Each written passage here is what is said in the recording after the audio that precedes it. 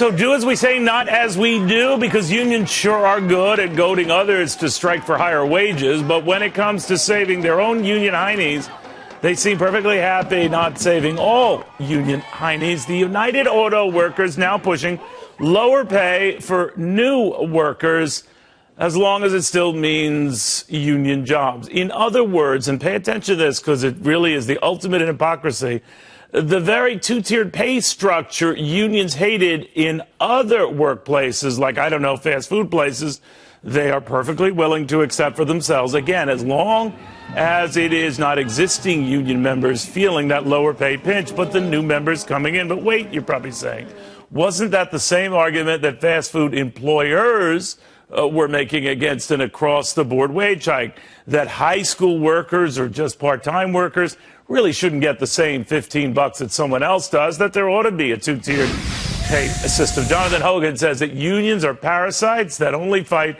for higher wages when it helps their bottom line. So don't give me any middle ground. How do you feel?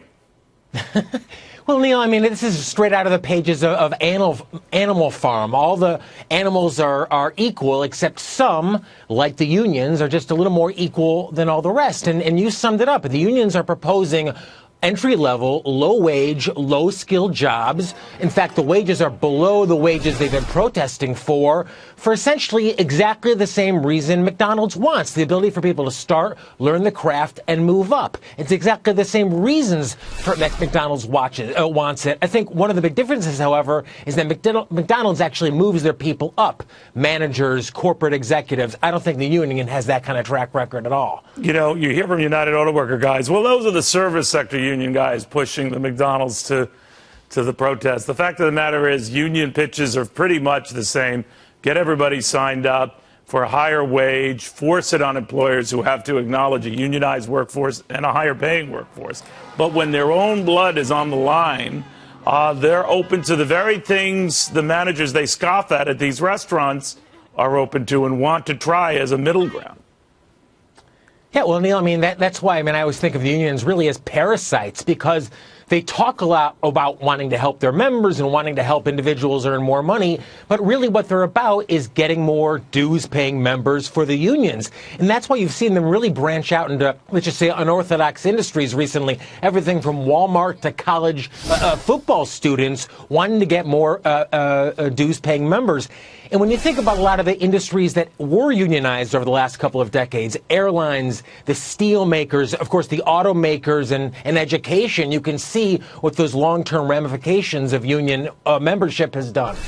I just wonder whether any of those protesters who were dragged out on the streets risking their jobs to get this higher pay, and they thought the unions had their backs, whether they're paying attention to this, because it's a story that, surprise, surprise, Jonathan, is not being covered in the mainstream media. The blatant hypocrisy here and double standard. What do you think?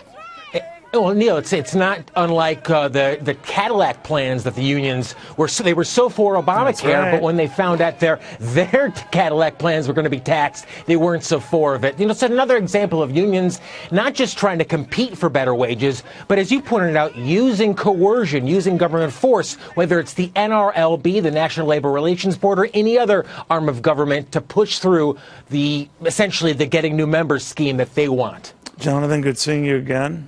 Thank you, Neil. You as well. Thank you, sir. All right, well.